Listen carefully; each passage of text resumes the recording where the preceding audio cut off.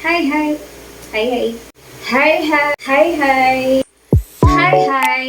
DIY. Magandang araw. Ayan. So, dun sa last video po natin, or last video po na na-upload, is more on introduction. So, pagpasensyahan nyo na kung magulo pa. At puro so, nung habang pinapanood ko siya tina-edit, natatawa na lang ako dahil puro so na lang yung naririnig ko. Pagpasensyahan nyo na. Ayun, ito yung natapos ko pala kahapon. Ayan, so ito na yung finished product. Ito yung ginagawa ko din sa last video. Ito yung strap. So, for me naman, matibay naman siya. Kasi, yung string na ginamit ko ay matibay naman. Ayan, dinoble ko siya. Para kaya niyang i-hold yung cellphone, yung bigat ng cellphone. So, ganito siya. Ayan na naman po si So. Ganito siya. Mga ka-DIY, ganyan siya. Ayan. Ayan. Natin ang konti. Oops, oopsie. Ayan, ganyan siya. Kita niyo po ba? Ayan. Diba? Ang susunod na gagawin ko dito ay lalagyan ko naman siya ng keychain, diba? Para dagdag ano siya, borloloy or para mas stay siya. Mas magandang tingnan, diba? Lalo na yung mahilig sa yung mga kikay dyan. Yan. So, makikita natin yan. Ito siya kapag malapitan. Ayan. Ayan siya. Ayan siya. Ayan. Ito lalagay yung cellphone. Para kung ayaw, di ba? Minsan ayaw natin na magdala ng malaking bag. So, pwede yung ganito. Ayan. Kung mapapansin nyo, naka-hair clip ako ngayon. So, ayaw natin mag-bangs for today. For today's video. Itong hair clip na nakikita nyo, gawa ko rin siya, mga ka-DIY. Gawa ko rin siya. Ayan. Hair clips. So, next, sa mga susunod na videos, gagawa tayo ng tutorial kung paano ko siya ginagawa. And then, dumating na yung mga patches in-order ko sa Orange app. Ayan. Hilig ako mag-order ng ganito eh. Ayan siya. Ayan. Ngayon, merong event sa darating na weekend, yung anak ko, may event sa school. So, pag hindi so yung ginagamit, naman ngayon, Hindi pa talaga. Ano ba yung secret ng mga vloggers po dyan? Para ma-lessen or maalis nyo yung salitang so, at ano ba yung alternative word na pwede nating gamitin? Hindi ba iwasan magsalita ng so eh. So, okay. Mga ka-DIY, since may event nga po sa school, yung anak ko, magkakaroon ng event. And then, for kanyang outfit, ayan, so, para hindi naman ganun ka plain yung isusuot niya, or dagdag lang din. Dagdag angas. Ayan. Kasi ang alam ko mag-use siya. Sa section lang naman nila. Pero yung pangmalakihang talaga, event, like pang buong school na siya na labanan. Sa ngayon, hindi talaga namin sinasali yung anak namin. Kasi una-una, bata pa siya. Hindi pa niya kayang i-handle yung ganun eh. Lalo na yung pang matagalan na tatayo sa stage, or magsusuot at magpapalit ng mga outfit, ganyan. Sa ngayon, hindi pa niya nakikita namin. Lalo na ako, nakikita ko na hindi pa siya capable doon. And then, ayun, sabi ni teacher, yung gagampanan niya as a miss, sa section lang nila. So, maybe on Saturday, magkakamalan sila ng intramurals for 1 day lang naman. So, siguro, maglalakad lang, ganyan, for, siya yung representative sa section lang nila. Pero sa buong grade 2, kasi madaming sections yung ganyan, meron na talagang representative, which is hindi siya yun, hindi siya yung napili.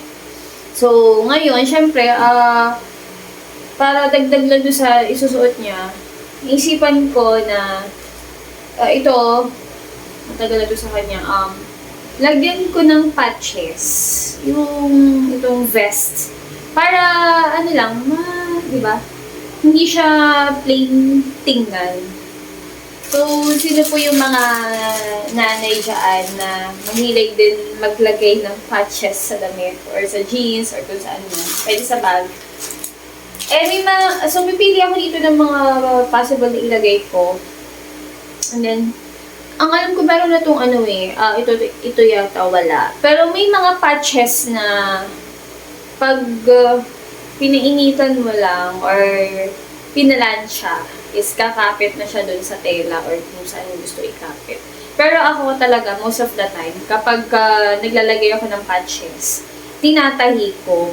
Una, para hindi siya madaling matanggal. Kasi minsan, pag yung kapit na tatanggal lalo pag nababasa. Pangalawa, kapag gusto mo siyang alisin ulit, matatanggal mo pa siya na, alam mo yun, hindi mo talaga masisira yung pinagkapitan mo or yung tela. Kasi pagka ganito, matatanggal mo pa siya. Ayan. So, simulan na natin yung pananahi or pagtatahi, paglalagay ng patches dito sa vest. Okay? Ayan. Ayan tayo ng panahi.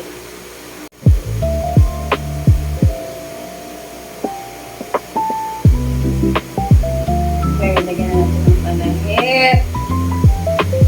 Kamusta naman po? So, kung dadaan po ito sa feed ninyo, makiki-like and subscribe naman po. Kasi talagang minamanifest natin na magkaroon tayo ng subscribers. Parang kaawa nyo na po.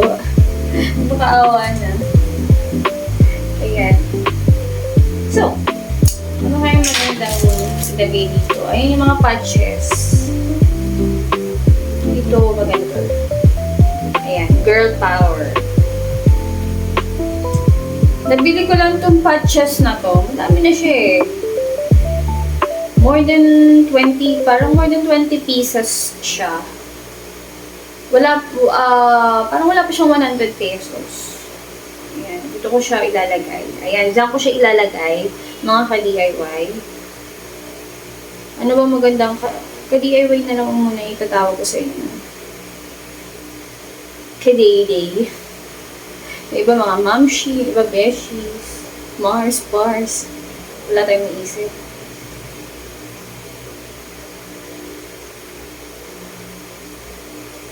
Ma-manifest talaga natin yung maraming subscribers. Tapos alam nyo ba, ako minsan imagine ko, parang yung dream ko din na gusto ko na makapunta sa ibang bansa, tapos doon ako mag-vlog, doon na maninirahan. Sa ngayon, yan yung minamanifest talaga natin. Sana yung opportunity na yun ay dumating talaga. Kasi yun yung hinihintay namin. And ganyan lang siya.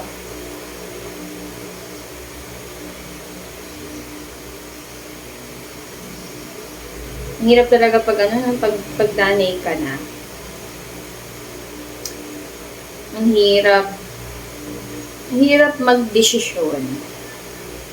Kasi, to be honest ako parang hindi mo ganun yung lagay ko ulit-ulit.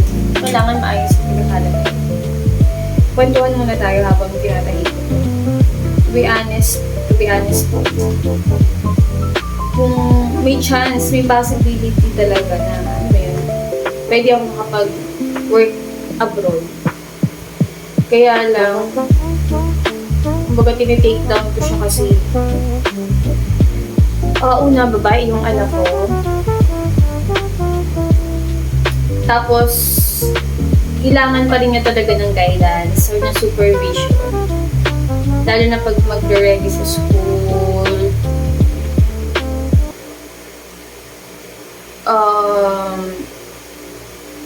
ang hirap, hindi ko kaya na iwanan. Kahit nga yung mag-work, kahit dito lang sa Pilipinas, mag-work ako, hindi ko talaga kayang iwanan yung anak ko. Kasi lagi ako mag-worry. So, mas maganda dito natin simulan sa ilalim.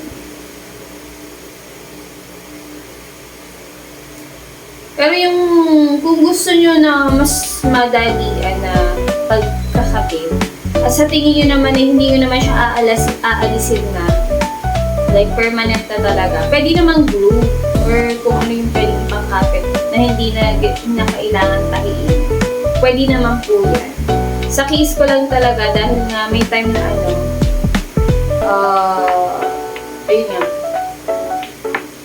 inaalis ko minsan, hindi na siya magandang tingnan, or parang, oy, sayang, pwede mo pa siya gamitin sa ganitong bagay, ganun. Kaya inaalis ko, hindi siya permanent. Ayan. So, ang goal lang natin dito ay makapit. Ayan, hindi naman na siya halata. So, ganito yung pagtatahi ko. O, diba? Hindi naman siya ganun kahalata, diba? Hindi naman siya halata.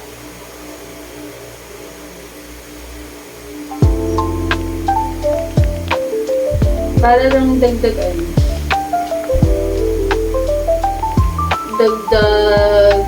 kolerete. Kolerete, tama ba? Dagdag design sa outfit. Lalo na ating mga bagets. Yan, sa inyo din, sa ating mga mamis. Ayaw natin na maging plain yung ating kasuotan. Especially sa mga jeans. Pwede natin lagyan ng patches. Ang dami na ngayon nabibili ng patches. Like, meron din ako nakita, like mga characters. Or cartoon characters, ganyan. Na possible na magustuhan ng anak mo. Pwede po yan. Hanapin nyo lang sa mga online shop. Meron na po yan. Most of the time, sa ako bumibili talaga sa Shein, saka sa Shopee, ayan. Na talaga ako bumibili ng mga kailangan ko sa aking crops. Diba? Isa pa lang yung itong nilalagay ko, parang iba na agad yung dating niya sa Iba agad yung dating niya sa sa vest.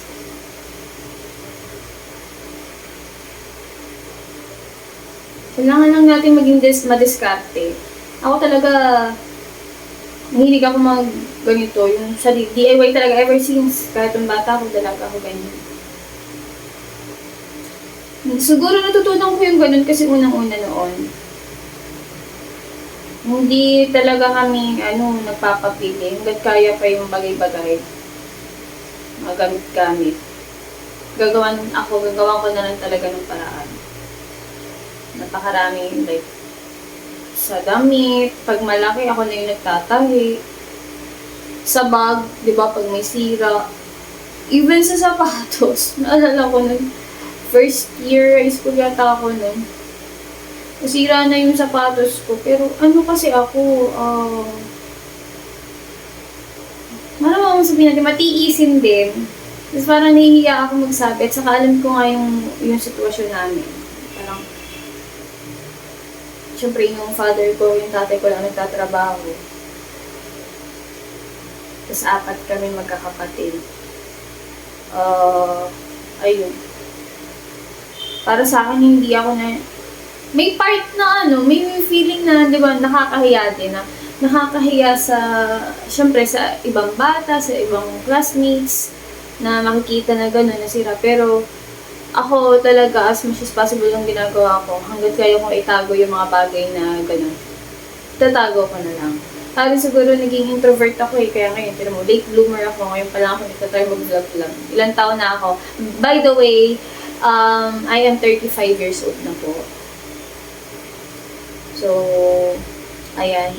Now, na tayo sa vlogging. Pero, yun nga, gaya nga nung meron akong favorite parang quote. it's never too late. Parang laging nare-remind ko, nagpapaano sa akin na, it's never too late, it's never too late. Dahil alam ko, ever since late bloomer ako, in a way din na laging may delays. Like, may mga bagay akong hindi ko agad makukuha or ma-achieve kasi alam kong hindi pa kaya. Alam ko yung mga ganung bagay, kaya naghihintay lang ako lagi sa tamang pagkakataon or sa tadhana, kung ibibigay ba ng tadhana. Ganun yung mindset ko eh. Kaya, ayun, habang tumatanda ako or lumilipas ang panahon, na dun ko din na papatunayan na, yung mga akala kong mga bagay na hindi mangyayari sa akin, hindi ko ma-achieve, eventually na mangyayari din pala or nangyayari din pala, diba? So, kailangan lang natin na maging patient, tsaka huwag mawala ng pag-asa. Kahit may time na nakakasuko, diba? Mga kadramahan to. Anyway, ayan, diba, nakabit ko na siya. Hindi naman siya halata talaga na tinahi, diba? Ayan, magsiserve lang siya as style din since naman siya, diba? Hindi siya basta matatanggal. See, kahit lapan mo yan. Diba? Ayan. And then, madami pa dito. Ayan, meron pang ibang heart din siya, pero iba yung pinaka niya. Wala siyang print na words. Ito sayang eh. Baliktad yung pagkaka-embroidery niya. Ano ba yun? Nabubulal ako. Yung embroider, correct me if I'm wrong. Basta yun na yun.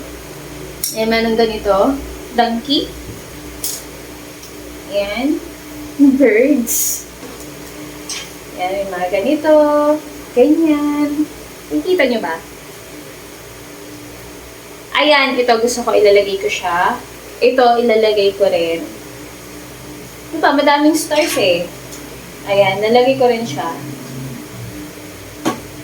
Ayan. Lalagay natin siya dito.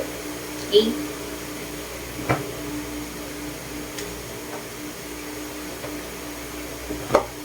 Okay, kuha ulit ito. Kasya pa naman ito dun sa mag-ano. Ako sa ngayon din, ang ko, ang dami pa rin ako, yung mga dream ko actually, yung dream ko, simple lang. Like ako ito hindi kasi ako, dahil ngayon, alam ko naman kasi na, simula nung magkameron ako ng sarili kong pamilya. At simula din nun ay wala na rin akong trabaho talaga. Kumbaga, hindi ako tinanggap ko niya sa sarili ko at naiintindihan ko. Hindi ako pwedeng maging katulad nung dalaga pa or nung kabataan na kailangan. Kung gusto kang bilhin mo or gastusan mo. Unless may source of income din ako. Why not, diba? Kaya lang, syempre, yung asawa ko or yung husband ko lang ang nagtatrabaho. Syempre, kailangan naman na magkaroon ng consideration. Hindi ako pwedeng, kailangan waldas ng pera. Hindi ganun. Ako, bibili lang ako or gagastos lang ako kung ano yung kailangan sa bahay, especially sa anak ko. Para sa akin, hindi ko, yun, parang pag-iipunan, paunti-unti, ayun nga, kapag kami mga pa-order tayo, yun yung nagiging ko, like, may gusto kong bilhin, ganyan. Pero, maliliit na bagay lang. So, ito, kagaya nito, itong tripod, mura lang actually yung binigay sa tripod na ginagamit ko ngayon. Pero, hindi ko siya, sa tagal ng ilang taon na eh, I mean, hindi ako basta bumibili, kasi nga, syempre, ayokong, alam niyo yun, ayoko nang masasayang yung pera na pinaghirapan ng asawa ko. Pero ngayon, ayan, nakabili ako, wala pa naman siya 300 pesos. So, yun yung binili ko na tripod. So, ngayon, minamanifest natin sa mga susunod, na sana sa mga susunod na, feeling ko, years pa, or months, anong malay natin, magkaroon tayo ng um, camera na talaga for vlogging. Kasi sa ngayon, cellphone yung ginagamit ko. At Android siya ha, Android. Ayan. Hindi natin yun, ikahihiha. Ano? Lalo na nanay na tayo or may pamilya na tayo, kailangan talaga i-prioritize natin yung mahahalagang bagay. Like ito naman mga gadgets or kung ano man, pwede pa naman yung pag-ipunan or makakapaghintay pa yan. Kung pwede pang gamitin, edi gamitin. Anyway, ito, saan mo siya maganda ilagay? Hindi ko alam kung saan siya pwedeng ilagay. Ito, sa pocket. Ayan. Dito ko siya ilalagay sa kabilang side, sa pocket naman. Ayan. Ayun, mabalik doon sa manifest. Ano po yung manifest ko? Magkaroon ako dito, sewing machine. Ayan. Alam naman natin na hindi din biro yung sewing machine. Meron akong sewing machine dyan. Kaya lang hindi siya expensive. Alam naman natin. Kaso, yung ganun kasi ay limit lang. May limit lang yung gamit niya. Hindi siya yung kagaya ng legit na sewing machine talaga. Meron talagang parang laro-laruan lang din siya eh. So, hindi ko na rin siya nagagamit. Mahirap gamitin sa kagaya nito, mga ganitong tela. Hindi mo siya pwedeng gamitin. So, dati nagagamit ko lang siya sa cortina, ganyan. Ayun. So, pagpasensyahan nyo na ulit kung hindi ganun ka-okay yung execute ng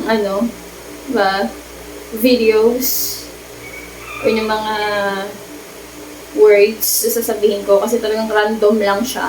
Kasi hindi naman ako nag-i-script. Wala tayong minamemorize kung ano lang yung lumabas sa bibig at isipan ko. Ayan. So for today's video, naglalagay tayo ng patches sa vest na gagamitin ng anak ko. So again, pwede nyo rin gamitin itong mga patches pagka, halimbawa, may butas, may konting butas yung jeans. Or bag na pwedeng tahiin na, like yung siguro mga tela talaga na bag. Or pwede rin, I suppose, parang pwede rin siya sa mga leather bag. Lalagyan nyo lang siya ng glue, rather than tahiin. Glue yung ibang kakapit mo. Diba? Pwede yan. Nagkameron ka na ng design sa bag mo or sa jeans mo. Diba? Natakpan pa yung butas. So, pwede. Usually, yun naman talaga ang purpose din ng patches. Parang to cover up kung ano man yung damage or stain na possible na hindi na maalis. Ay, lagyan na lang natin ng patches. Ayan. Tada! Ayan na siya, diba? So, nakadalawa na tayo na patches. And then,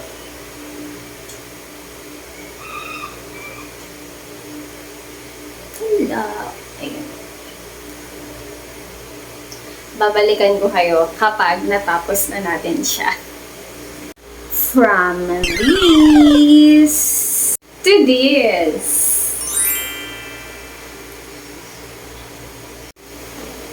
Hello mga ka-DIY. Ito na yun. Tada! Ito na yung finished product. Finished product. Wait lang. Ito na siya. Diba? So, kahit pa paano, hindi na siya plain tingnan. Iyan na natin siya. Ibabottom. Ayan. Diba? Kahit pa paano, nagkameron siya ng dating. Okay? So, Dadagdagan ko pa siya mamaya. Nag-iisip ako kung ano yung itadagdag ko. Pero pansamantala, ito yung nagawa ko or natapos ko. Diba? Ano yan? Diba? Ayan. Tip niyo na to. Wait. Ayan. So, diba? Parang may nagkaroon ng bagong vest yung anak ko, diba? So, kailangan lang natin maging practical. Hindi natin kailangan laging bumili. Like, bibili tayo ng vest na maghahanap tayo ng vest na kaysa bibili ako ng vest na maraming burloloy or kung ano-anong mga nakalagay or design.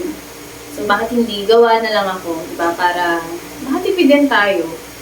Saka, ayun, pwede pa naman gamitin itong vest na to.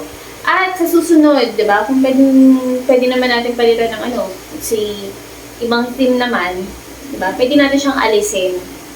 Palitan, like ibang kulay, ibang style or design, di ba? Alisin lang natin. Tapos, gawa ulit tayo or kapitan natin ng bago. Ayan.